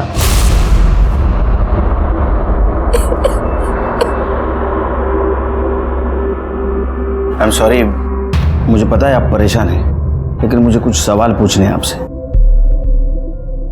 आपका आदित्य के साथ अफेयर था? जी, मैं आदित्य को स्पोर्ट्स एकेडमी के टाइम से जानती हूँ. मैं खुद एक एथलीट रह चुकी हूँ. लॉन्ग जंप करती थी, लेकिन पैर में इंजरी की वजह से मैंने वो सब छोड़ दिया. लेकिन अभी 6 महीने पहले ही मुझे आदित्य फिर से मिला. इसको वजन करो. सोनाली, आदित्य, तुम तो बहुत बड़े एथलीट हो गए हो. न्यूज़पेपर में पढ़ा था तुम्हारा तो एशियन गेम्स पक्का है. तुम बताओ तुम्हारा क्या चल रहा है? कुछ नहीं, बस यूं ही. बहुत दिनों बाद मिले, कॉफी हो जाए? हो जाए. फिर हम अक्सर मिलने लगे और हमें प्यार हो गया. आदित्य मुझसे छोटा था, लेकिन बहुत समझदार था. वो मुझसे शादी भी करना चाहता था. आदित्य की किसी के साथ दुश्मनी थी? नहीं, वो बहुत ही अच्छा है. I mean, था. उसकी किसी के साथ कोई दुश्मनी नहीं थी. कोई उसे क्यों मारना चाहेगा? सर थोड़ा अजीब बात नहीं है कि आदित्य अपने से इतनी बड़ी औरत से प्यार करता है? उम्र देख के प्यार नहीं होता है खरे, हो जाता है. तुम्हें किसी से प्यार हुआ है? हाय पण सर, तुम्ही ड्यूटी से फुर्सत मिलेगी तो प्यार होगा ना. वॉचमैन. जी सर. ये जो चौथे माले पे सोनाली बोस रहती है, कब से रहती है यहाँ? अभी कुछ ही महीने पहले आई है साहब. कैसी है? अभी हम क्या बताएं साहब. वैसे तो बहुत अच्छी है, काहे कि उसका किसी से लड़ाई उड़ाई नहीं होता. कोई मिलने आता है उसे? हाँ साहब, एक लड़का हमेशा आता है. ये? हाँ साहब, यही है. और कोई? हाँ साहब, एक आदमी और आता है, लेकिन वो थोड़ा सा बड़ा है. और साहब जब भी आता है ना, उसका मुंह हमेशा सड़ा हुआ ही रहता है, गुस्से में ही रहता है. और साहब, आपको जो लड़के का फोटो दिखाया है ना, उसके साथ उसका मारपीट भी हुआ है. तो फिर से आ गया? तो प्रॉब्लम क्या है रे? हटना. अबे साले, वो शादीशुदा है, कहीं और जाकर अपना मुंह काला करना. तुम मुझे मत सिखा दूंगा. हट यहाँ से. साला मुझे हाथ उठाता है बे. तो समझता क्या है बे? जैसे बहुत देखा, चल भाग. अरे सर, अब छोड़ना. अगली बार देखा ना तो मार डालूंगा तुझे मैं. तुम जानते हो उसे? नहीं साहब. खरे, ये जो दूसरा आदमी है, या तो इसका पुराना आशिक है या तो पति. कोई बच्चा है उसे? हाँ साहब, है ना.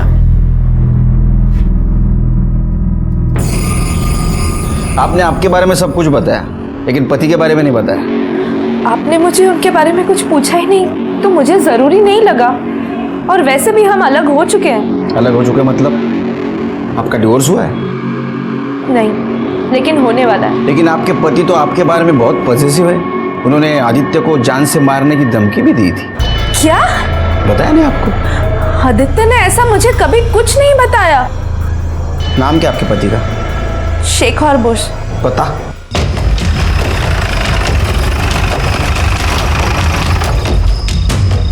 हॅलो, अरे किती वेळ झाला? कब आएगा तू घर पे? हो सांगते मी. हो ताई, आज शेखर कुठे गेला? सुबह तो यही था. सब यही कहीं सब वो हो रहा.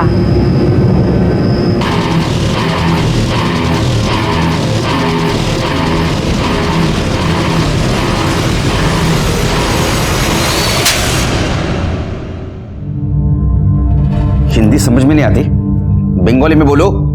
सर तुम्हाला बंगाली येते? नहीं ना, लेकिन मुझे जो हाथ और लात की भाषा आती है ना, वो जब यूज करता हूं ना तो बड़े बड़े क्रिमिनल सब उगल देते हैं.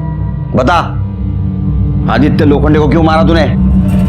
मैंने नहीं मारा सर. तूने नहीं मारा तो फिर हमें देख के भाग क्यों रहा था? मैं डर गया था सर. मैं आदित्य के मर्डर का न्यूज देखा था टीवी पे. मुझे लगा कि आप लोग मेरे सर पे डालोगे. तूने उसको धमकी भी दी थी ना? दी थी सर. क्यों?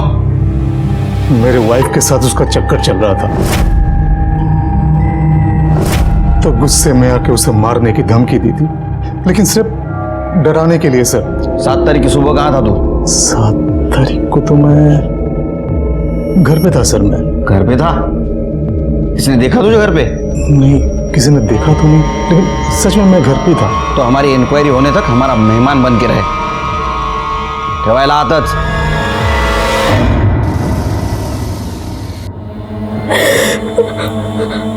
तू रो क्यों रही है?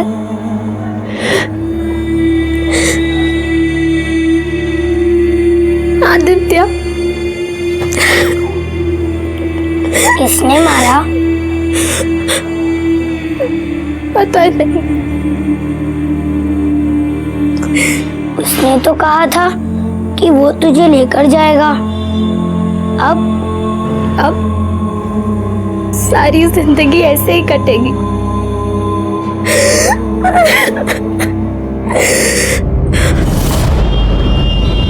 सर आदित्य की पोस्टमार्टम रिपोर्ट के हिसाब से उसकी बॉडी पर 3 वार किए गए थे. 1 बार पेट पर और 2 बार पीठ पर. सर घाव काफी गहरे थे.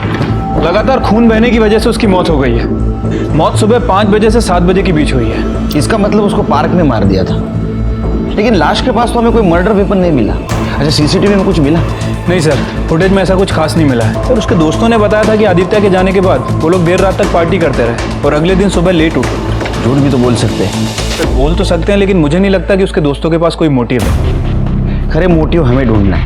हाँ? अच्छा, शेखर का क्या? सच बोल रहा है?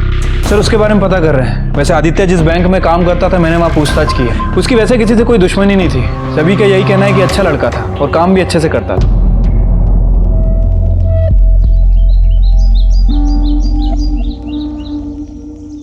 सब लोगों को ऐसा लगता है कि ये मर्डर, लाश, खून खराबा ये पुलिस लोगों के लिए आम बात है.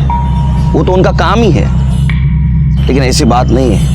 हम भी इंसान हैं. जब कभी हम कोई लाश देखते हैं तो हाय शपथ, हमारी रूह भी कांप उठती है.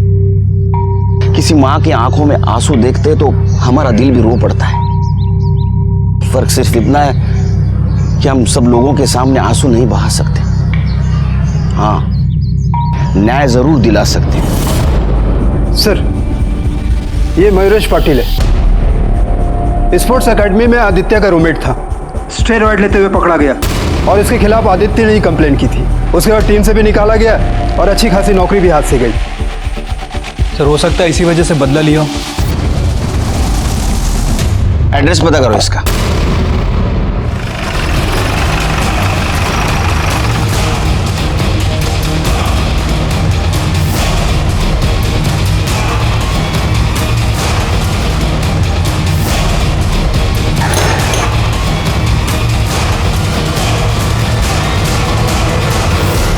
अरे सुनना. हाँ साहब. ये मयूरेश कहाँ गया? साहब ये मयूरेश काम के चक्कर में बाहर गाँव आता जाता रहता है. आज सुबह बैग लेकर गया है, अब पता नहीं कब आएगा. ठीक है जाओ. सर ये मयूरेश के घर पे तो ताला लगा है. पता नहीं कहाँ गया सर, पड़ोसी ने पूछा लेकिन उसे कुछ पता नहीं है। उसे शक हुआ होगा इसलिए वो भाग गया होगा। एक काम करो, उसका सीडीआर रिपोर्ट चेक करो, मोबाइल लोकेशन देखो। ठीक है sir.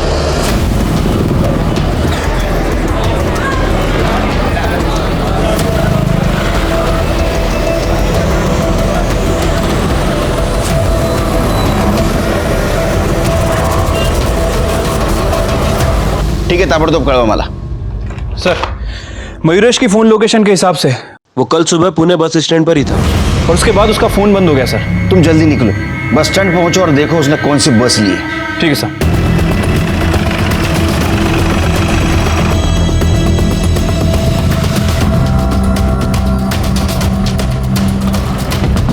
Thank you. Hello sir, Mayuresh के बारे में एक लीड मिली है। पान वाले ने बताया कि उसे मुंबई की बस में जाते हुए देखा है। गुड, मैं मुंबई पुलिस को इन्फॉर्म कर देता हूँ। ठीक है सर।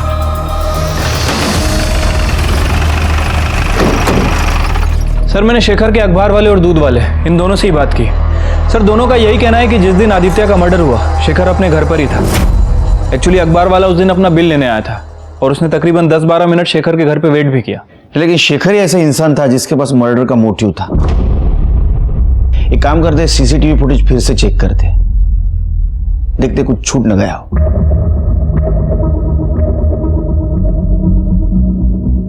सर, पूरी फुटेज में कहीं शेखर नहीं दिख रहा है। रिवाइंड करो,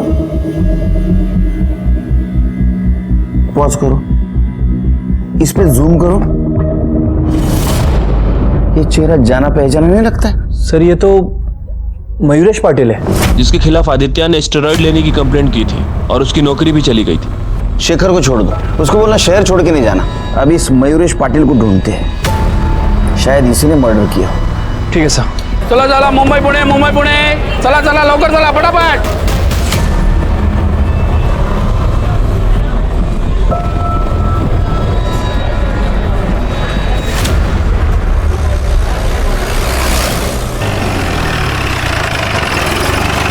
सर, मयूरेश का फोन ऑन हुआ था, उसके घर की लोकेशन ही बता रहा है। चलो।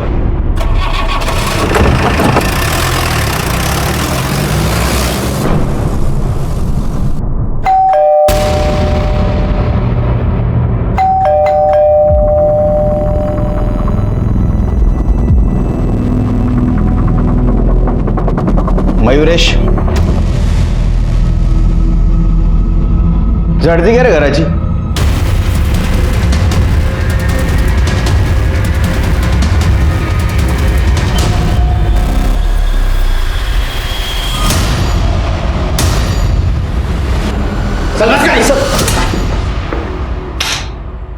अरे क्या है ये? वो आदित्य ने सजा दिलवाई थी ना तेरे को, तू सुधरा नहीं। आदित्य ने सब बर्बाद कर दिया साहब, मेरा खेल, मेरा गेम, सब कुछ सब छूट गया।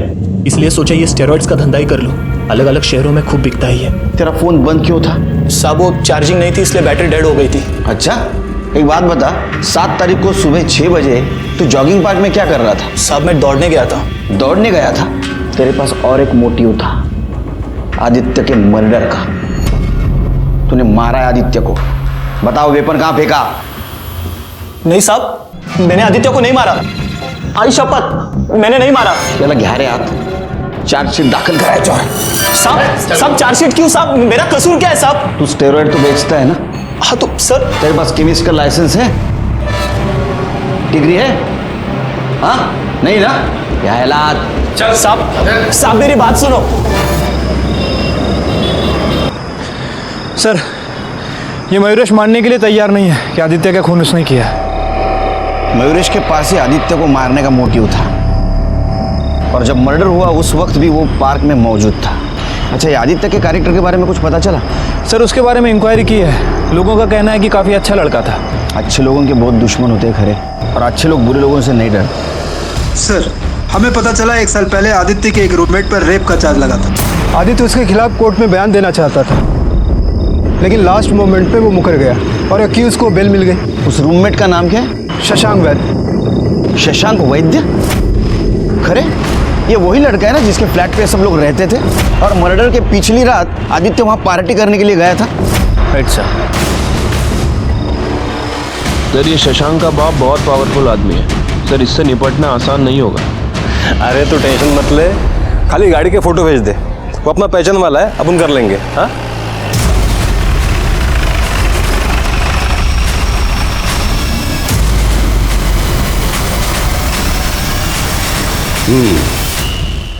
शशांक मेरा बेटा है, कहिए आपको उसके साथ क्या बात करनी है? आदित्य लोखंडे के मर्डर के बारे में तो सुना होगा आपने। वो आपका पूना वाला जो दूसरा फ्लैट है, वहां आपके बेटे के साथ आदित्य ने आखिरी बार पार्टी की थी। उसी सिलसिले में पूछताछ करनी उससे। तुम्ही थांबा इथेच, पहले मैं अपने बेटे से बात कर लूं।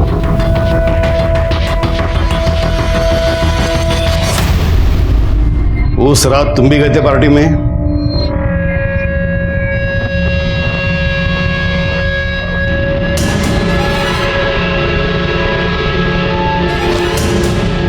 मी काय विचारतोय तुला?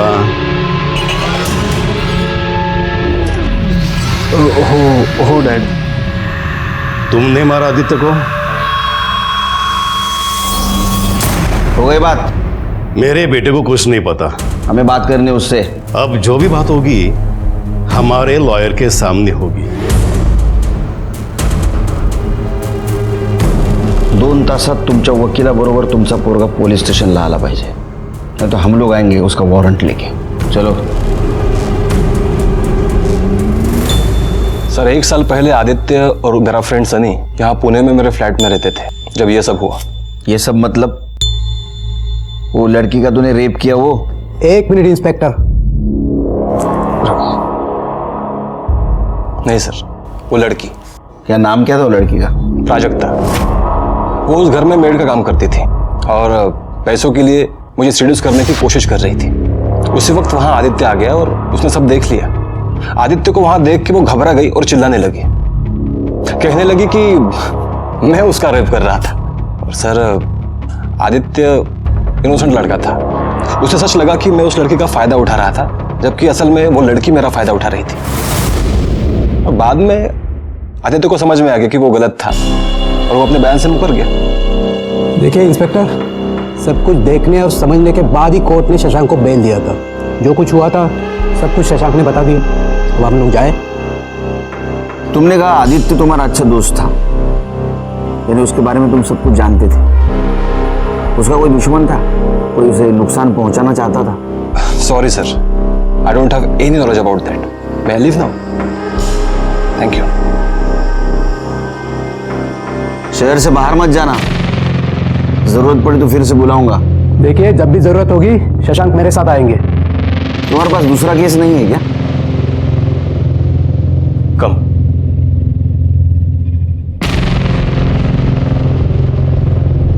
माने इस शशांक के बारे में सब कुछ पता करो कि किससे बात करता है, किससे मिलता है, इसके बैंक डिटेल्स, कॉल डिटेल्स, सब कुछ। श्रीमंत बाबाचा पोरगा आहे, खूप येते झगडे लपवायला। सब कुंडली निकालो उसकी। हो सर। आदित्य मर्डर केस में सस्पेक्ट्स बढ़ते जा रहे थे। उसके पुराने रूममेट्स, उसकी गर्लफ्रेंड सोनाली का पति शेखर बोस, मयूरेश पाटिल और अब तक का सबसे बड़ा सस्पेक्ट शशांक वैद्य, जिसके रेप केस में आदित्य विटनेस था और उसको सजा दिलाने पे तुला था। हो सर, वैसे तो मैं और स्वाति इन बच्चों के मामा मामी हैं, लेकिन इनके माँ बाप के गुजरने के बाद हम दोनों ही बच्चों का सहारा बन गए। वैसे मैं बिल्कुल प्राजक्ता को काम धंधे पे नहीं लगाना चाहता था, लेकिन क्या करे साहब, गरीब आदमी हूं ना। ये 4 पैसे कमा के लाती है तो सहारा बन जाती है, तो मजबूरी में भेजना पड़ा साहब। हाँ, लेकिन वहां पे उस शशांक ने इस पे जबरदस्ती कर दी साहब। हम पुलिस में भी गए थे, तब केस भी किया था। हाँ, तब तो वो आदित्य हमारे साथ था साहब, पर बाद में क्या हुआ पता नहीं, अचानक से एक दिन पलट गया। वो शशांक, वो सब बड़े लोग हैं साहब, तो हम क्या करें, हम भी चुप करके बैठ गए ना। लेकिन फिर अचानक से वो आदित्य आ गया और प्राजक्ता को बहकाने लगा। प्राजक्ता देख, हम शशांक के खिलाफ ना ऊपर के कोर्ट में अपील करेंगे, तू बस हिम्मत मत हार, ठीक है? मैं हूं ना, आई शपथ तेरे हर तरीके से मदद करूंगा।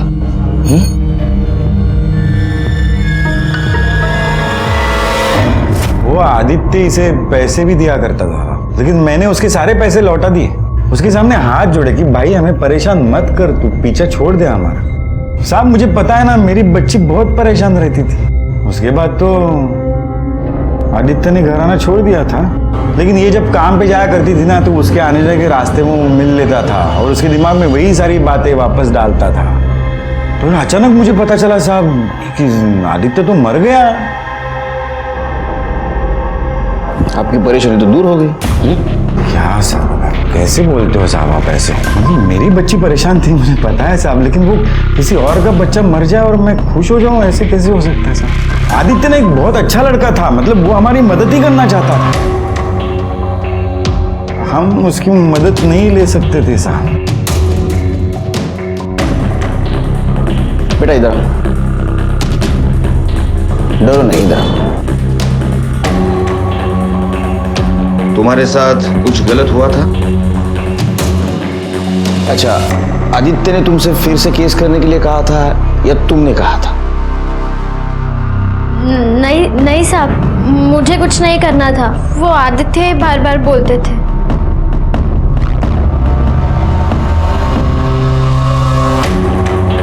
खरे सर, यार आदित्य और प्राजक्ता के बारे में आसपास पूछताछ करो। ठीक है सर।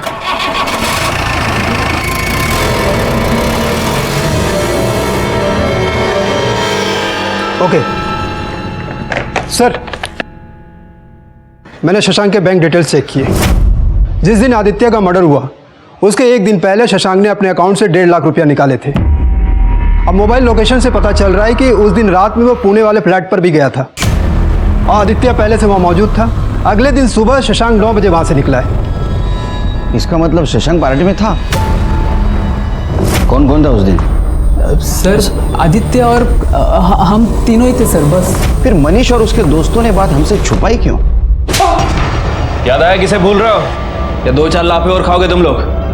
सर वो शशांक भी आया था। आदित्य भाई हो तू अपना, इतनी छोटी सी बात के लिए क्यों दोस्ती खराब कर रहा है? अगर तेरी बहन होती और उसके साथ भी रेप होता तो भी यही कहता। प्यार से समझा रहा हूँ, समझ जा। तेरे को पता है ना मेरा बाप मेरे को छुड़ाने के लिए कुछ भी कर सकता है। अरे तो करना, जो करना है कर, जाना कर।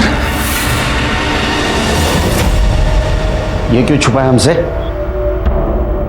हाँ, और क्या छुपा रहे हो? सर और कुछ नहीं सर। तलाशी लो घर की।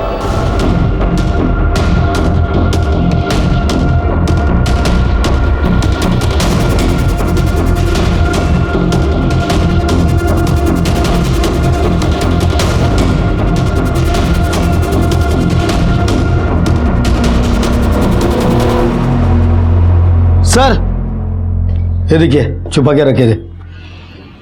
सर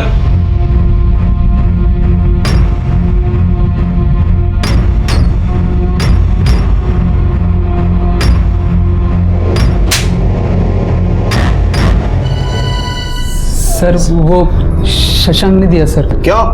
सर वो चाहता था कि हम आदित्य से बात करें सर, और उसे समझाए कि प्राजक्ता के मामले को भूल जाए सर, और इसीलिए उस दिन शशांक पार्टी में आदित्य से यही बात करने के लिए आया था। तो और मैं क्या करता सर? पता नहीं आदित्य को क्या हो गया था, वो बिना बात के प्राजक्ता को मेरे खिलाफ भड़का रहा था, कह रहा था कि वो फिर से मेरे ऊपर केस करे। इसलिए मैंने मनीष को पैसे दिए ताकि वो उसे जाकर समझाए। दोस्त थे सर उसके, मैं भी गया था उससे बात करने। तो मतलब वो तुम्हारी बात मान गया? क्यों? नहीं, वो पीछे हटने को तैयार नहीं था। और इसलिए उसके पार्टी से जाते ही अगले दिन तूने तेरे आदमियों से उसे मरवा दिया। उसे समझाने के लिए तूने 1 लाख रुपए दिया था, उसे मरवाने के लिए कितने की सुपारी दी? इंस्पेक्टर, बिना किसी सबूत के आप मेरे क्लाइंट को इस तरह एक्यूज नहीं कर सकते। मैं एक्यूज नहीं कर रहा हूँ, मैं उसे सवाल कर रहा हूँ। ऐसा किया था ना? नहीं सर, मैंने ऐसा कुछ नहीं किया। आप पता कर लीजिए ना सर। वो तो हम करेंगे ही। बार बार ऐसा लग रहा था कि ये केस सॉल्व हो रहा है। हमारे सामने सस्पेक्ट भी बहुत सारे थे, शशांक, शेखर, मयूरेश, मनीष और उसके दोस्त, लेकिन किसी के खिलाफ हमारे पास ठोस सबूत नहीं था। और ठोस सबूत के बिना पुलिस के हाथ तो बंधे होते हैं। ऐसे में एक नया मोड़ आया और हमारे इन्वेस्टिगेशन की दिशा बदल गई। सर एवढा गोड चहा कसा पिता तुम्ही? अरे अपने मराठी में कहावत आहे ना, साखरेचं खाणार त्याला देव देणार। जितना मीठा खाओगे उतना भगवान भर भर के देगा। अरे भर भर के डायबिटीज देगा। अरे ऐसा मत बोल। एक औरत आई है, आपसे बात करना चाहती है। बोलो दिला। चल आया। नमस्कार साहब।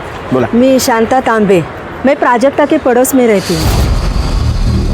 वहाँ कुछ चल रही है, प्राजक्ता पेट से है। ज़्यादा पेट दिखता नहीं साहब, लेकिन वो 2-3 महीना हुआ होगा। बाप कौन है? वैसे तो प्राजक्ता के साथ मैं अक्सर एक ही लड़के को देखती थी। ये क्या? हाँ, यही है। अरे साहब बता तो रहा हूँ ना, वो बाहर गई है। कहाँ? मामी सोबत बाजारात गेली। कधी येईल? शाम हो जाएगी। शाम हो जाएगी मतलब? ऐसा कौन सा सामान खरीद रही है? नहीं, उनको वहाँ से एक शादी में भी जाना है। किसकी शादी? मेरे भतीजे की।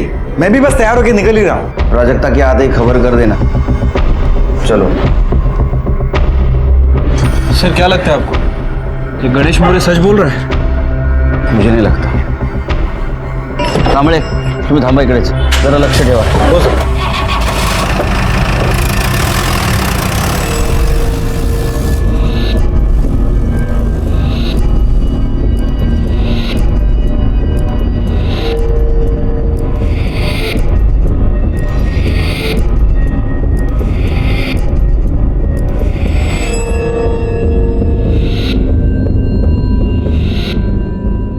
हे थांब रे, ये लोग कहाँ से बैठे तेरे रिक्शा में?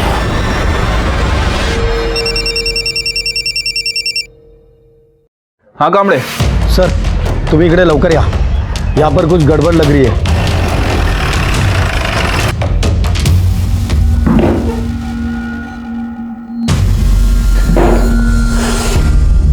ठीक है। बेटा क्या हुआ आपको? क्या हुआ इसे? काय नहीं झालं साहब, शादी में गए थे तो कुछ उल्टा पुल्टा खाया इसने, तो उल्टियाँ हो रही है इसको। आप भी गए थे शादी में? हाँ, बताया तो था मैंने आपको। हाँ, म्यूनिसिपल हॉस्पिटल में थी शादी। हाँ मतलब नहीं, ये तो वहीं से आई है ना? क्यों बेटा? क्यों हॉस्पिटल में क्यों जाएगी? वो मैं बताता हूँ। बच्चा गिराना तुम दोनों ने इसका। जिस हॉस्पिटल में तुम लोगों ने कांड किया ना, हम लोग वहीं से आ रहे हैं। अतः इन नाटक बंद कर लगा। कम से कम अभी तो बताओ बच्चा किसका था?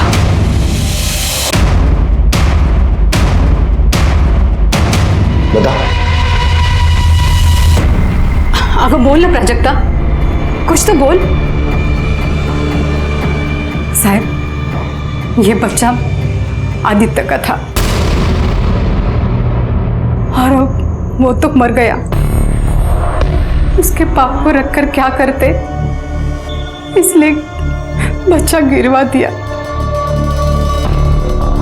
बता देना, सब बता दे साहब को। कुणाचं पाप है हे? सांग। हाँ साहब, आदित्य का ही था वो।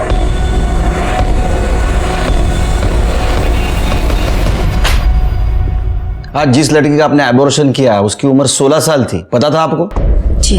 उसका फीटस रखा है, फेंक दिया है सर। तो फीटस कलेक्ट करो, फीटस का डीएनए और आदित्य का डीएनए मैच होता है कि देखो। ठीक है सर।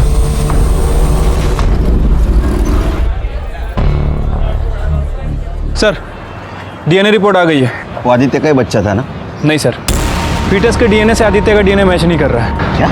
हाँ सर, गणेश और उसकी बीवी ने हमसे झूठ बोला। अब सच बोलेंगे।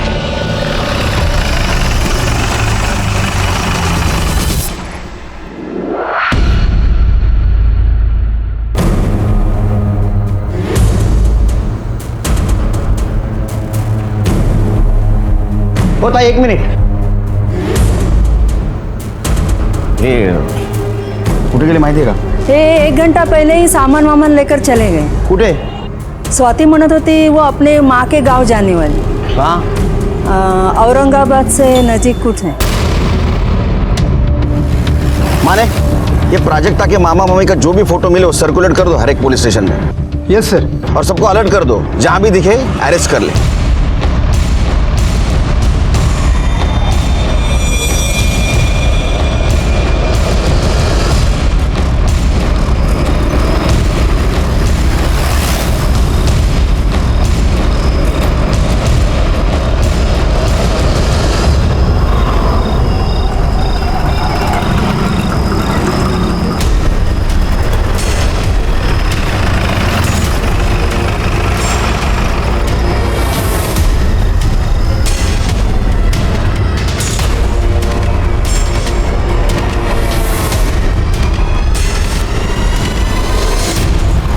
डरो मत बेटा, हमें सच सच बताओ, तुमने हमसे झूठ क्यों बोला? आदित्य तुम्हारे होने वाले बच्चे का बाप नहीं था, तो भी तुमने सब इल्जाम उसके ऊपर क्यों लगाया? सच बताओ। देखो प्राजक्ता, आदित्य ने तुम्हारी मदद ही की थी, हर वक्त तुम्हारे साथ था वो, यहाँ तक अपनी जान गवा कर भी वो तुम्हारे साथ ही खड़ा रहा, फिर भी तुम्हारे मामा मामी ने सब कुछ उसके सर पे डाल दिया, तो भी तुम चुप रहे क्यों? डरो मत। मैं आपको कुछ नहीं बताऊंगी। अगर मैंने आपको कुछ भी बताया तो वो मेरे भाई को जान से मार डालेंगे। कौन मारेगा? डरो मत, बताओ कौन मारेगा? मामा। मामा? लेकिन मामा क्यों मारेगा? उससे क्यों डर रही हो इतना?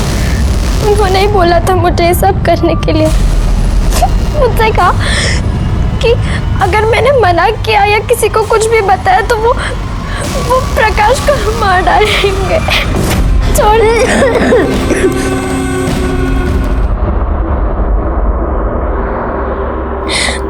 आदित्य बहुत अच्छे थे साहब, उन्होंने हमेशा मेरा साथ दिया, लेकिन मामा हफ्ते में 3-4 बार। तुम्हारी मामी कुछ नहीं बोलती थी? वो क्या बोलती, उसे तो अच्छा लगता था ये सब देखना। थोड़ा सालियाला।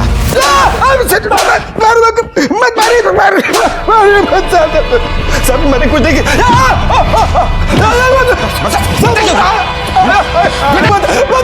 सब बताता हूँ। हाँ साहब, वो प्राजक्ता के पेट में मेरा ही बच्चा था साहब। पिछले 1 साल से मैं उसके साथ सो रहा था साहब, लेकिन उसके बाद वो शशांक ने आके उसका रेप कर दिया। मैं तब भी पुलिस के पास जाने को तैयार नहीं था साहब। मुझे डर था कि मेरा सब कांड पुलिस लोगों को पता चल जाएगा, लेकिन एक दिन शशांक ने आकर बोल दिया कि वो मुझे हर महीने 1 लाख रुपया देगा। तो मैं चुप हो गया साहब, लेकिन वो आदित्य वापस आ गया और उस प्राजक्ता को बहकाने लगा। तो शशांक ने बोला कि अगर ऐसा हुआ तो वो पैसा देना भी बंद कर देगा और प्राजक्ता को भी बर्बाद कर देगा साहब। मुझे ये सब खत्म कर देना था। मुझे पता था आदित्य वहां रोज जॉगिंग करने जाता है, तो उस दिन मैं वहां पहुंच गया।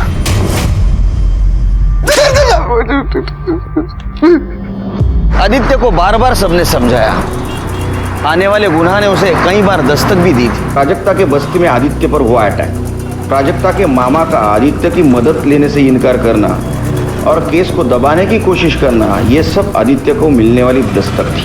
कोई भी अपनी जान खतरे में डालकर लड़ाई नहीं लड़ सकता, क्योंकि अगर जान चली जाए तो वो लड़ाई भी अधूरी रहती है। जब भी आपको दस्तक मिले कि आपकी जान खतरे में, तुरंत पुलिस के पास जाइए, क्योंकि हम सिर्फ और सिर्फ आपकी सुरक्षा के लिए, आपकी सुरक्षा हमारा काम नहीं, हमारी जिम्मेदारी है। तो इसी के साथ मैं सीनियर इंस्पेक्टर सुनील केलकर आप सबसे विदा लेता हूँ। कल फिर मिलेंगे नए एपिसोड में, तब तक के लिए सतर्क रहिए और देखते रहिए क्राइम पेट्रोल दस्तक। मकसद बताना नहीं, बचाना है। जय हिंद। क्राइम पेट्रोल के और भी दिलचस्प कहानी देखने के लिए हमारे चैनल को सब्सक्राइब करें और बेल आइकॉन दबाना न भूलें।